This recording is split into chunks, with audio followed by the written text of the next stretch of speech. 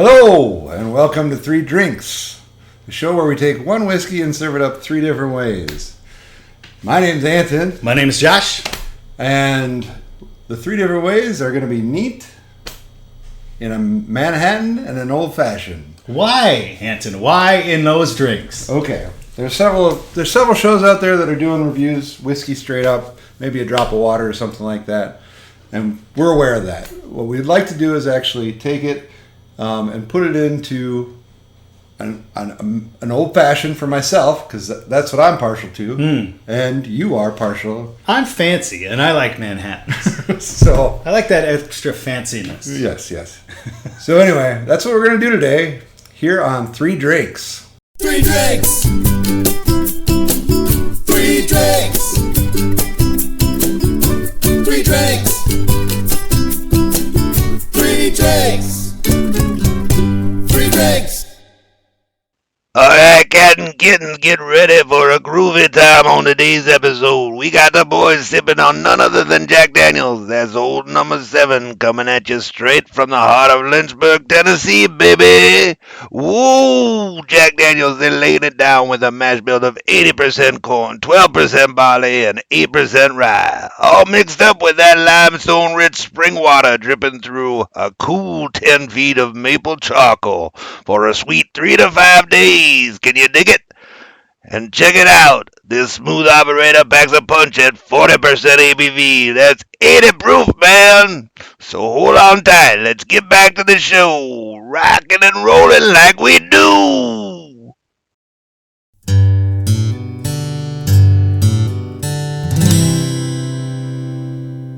First up on Three Drinks, we're gonna do our neat, and the first whiskey we've chosen for our round 1 episode is going to be old number 7 Jack Daniels, a classic. So let's get to it.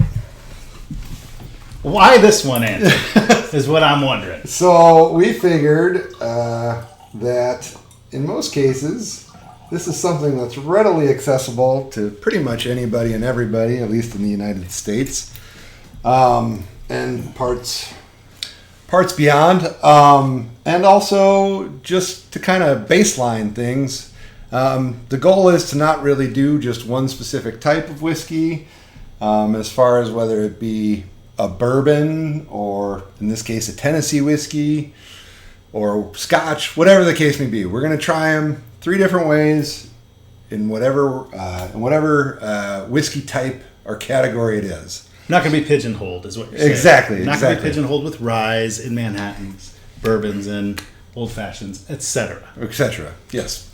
All right. So this is the first taste. Well, first we're gonna nose it, do the fancy stuff. One thing I do want to say too is that we're not going to have any kind of like particular rating system. We're not doing that kind of like, this is a 4 out of 17 or something like that. We might use terms to talk about what we think it sounds like or smells like, or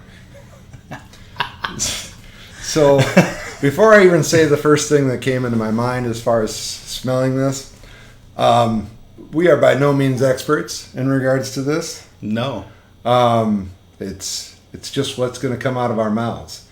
So It could be concepts too. Like I could say something like athleticism or despondency, and you'll know what I'm saying when you drink it. Tennessee ingenuity. Yes. Indeed.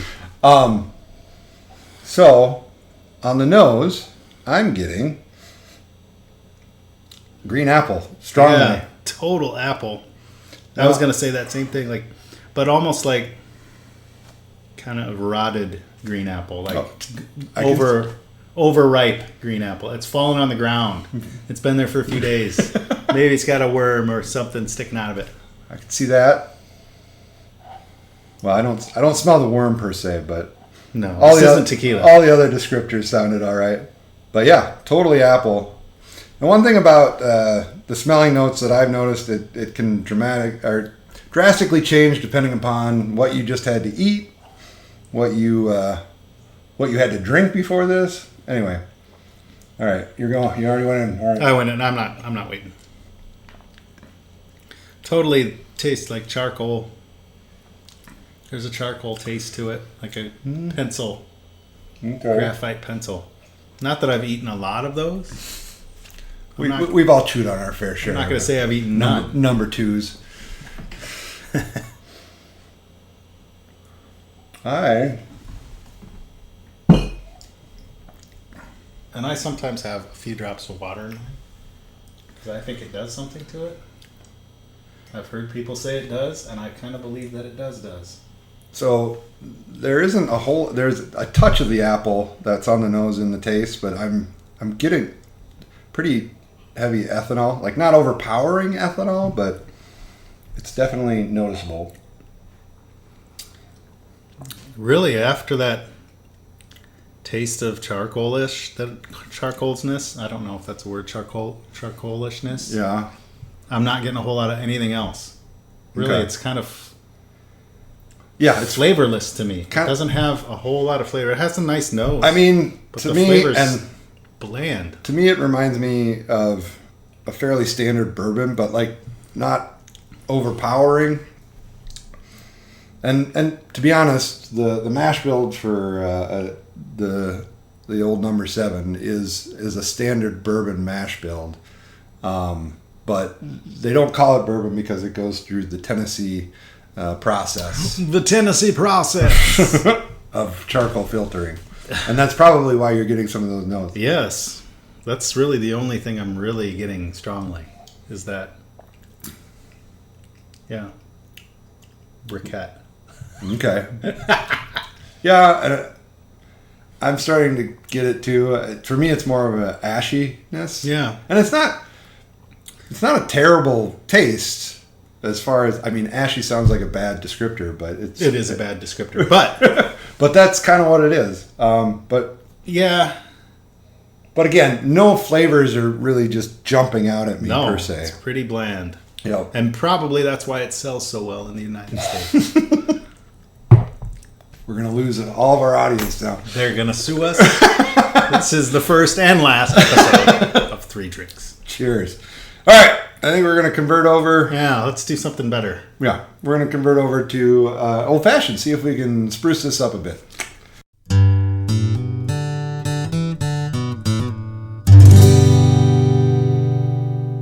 Hello and welcome back to round 2 of 3 Drinks. Again, our featured whiskey for this evening is Jack Daniel's Old Number 7. We had it straight. Meh. Now we're going to throw it into an old fashioned and see what the verdict is. Cheers. Cheers.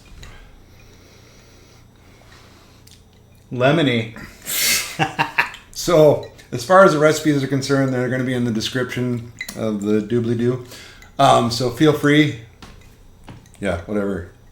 They always do that. In the So they comments. do the thing. Yeah, don't do they? the thing in the comments. So, yeah, for any descriptions exactly how we're making these, but they're pretty standard old fashions, at least as far as I'm concerned.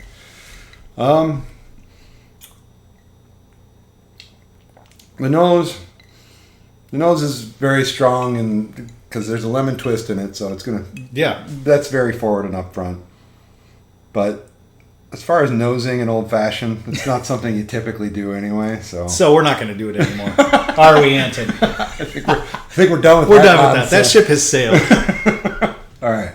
Again, we're not professionals, obviously. We're not professionals. But on the palate, yeah.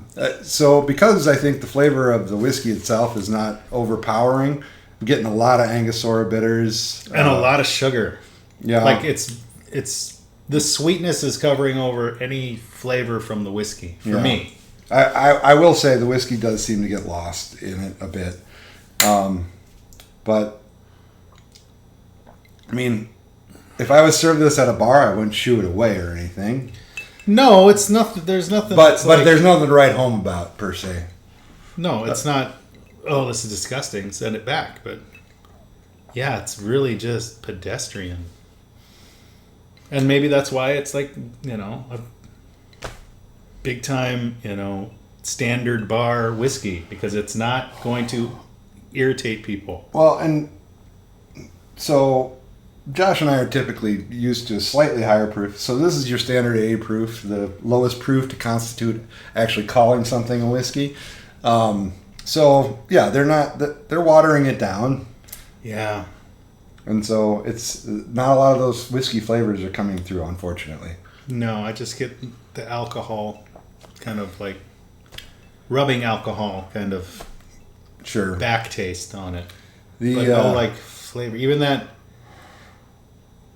charcoal flavor's completely disappeared and gone. and I do have a gentleman's Jack actually that's like at 120 proof. So I'd be curious as to how these two compare actually. Yeah.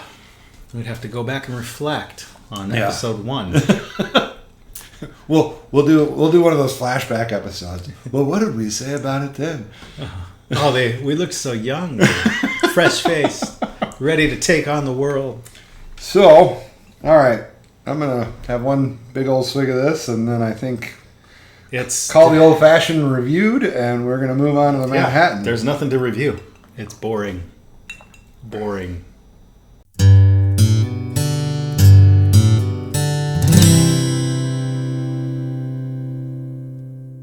All right, round 3, the Manhattan. The best round, I would say. Oh, of course, naturally. Let's see if the old Jack Daniels actually has an improvement here in the 3rd round in the Manhattan. Again, how we make them and everything is written down there. I have a standard recipe that I use, just try to like keep everything consistent and easy to replicate. And that has the vermouth and the bitters that we're using, and the garnishes that we're using as well. So we're going to keep it consistent across every whiskey we try going forward. Cheers. Cheers. Fancy man. Now this actually, the nose. Yeah, there is a nose on it. Mhm. I It's get not just the vermouth. bubble gum. It's probably some of the cherry. Could be. I'm not getting bubble gum. I'm getting like leather. Really? Like a leather smell. Like fine Corinthian leather. Nothing not fancy. Okay.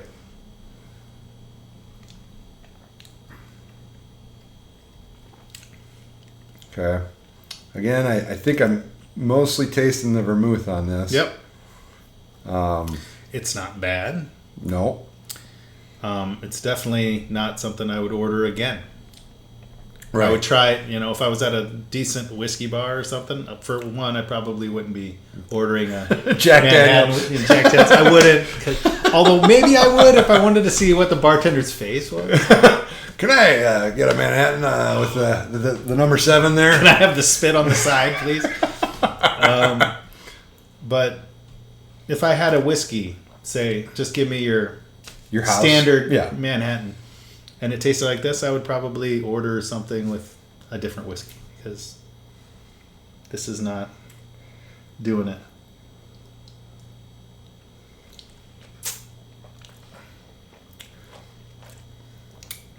Yeah. And No, I'm getting really nothing but bitters and vermouth. And you know this about me, that I'm not a huge Manhattan guy. I don't like if there's a good one though, I appreciate it. Yeah. But for me they're fewer and far between. Yeah. So no, this Yeah, I find that too. When you find a really good one, it's like, whoa, that's really awesome. Right. But a lot of times it's kind of like, could have been better with X. Could have been better with this.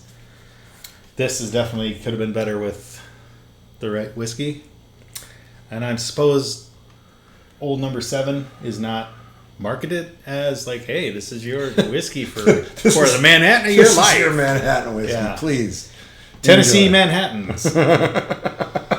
But I guarantee you that there is several bars in Tennessee yeah. that serve a Tennessee Old Number 7 Manhattan. Old Number 7. Yep, this is how we do it down here. This is how we do it down here, son. But yeah, It's not horrible, not horrible. but it's I'll not. finish it off camera. But it's not really good. I'm not getting like. I don't know. You want that full flavor. Right. You want something that, I mean, you want the vermouth to kind of stand out, but you don't want it to overshadow what it's doing to the whiskey. And it's completely overshadowing. I mean, you can even tell by the color. It's like, it's just thin. Yeah. It's thin looking and watery looking. And typically, you know, as you're well aware, and again, not trying to pigeonhole, but ryes normally go in it. Yeah. And ryes have a much bigger punch in the face. Bigger punch, yeah. As far as, and that's predominantly why they're used. So, although I've had, and again, I'm comparing the old number 7 to bourbon, because that's, at its heart of hearts, that's what it is. So the at the end of the day, you know, I've had a decent Manhattan with bourbon in it. So I've had a decent Manhattan with scotch in it, which surprised me. But this is not great.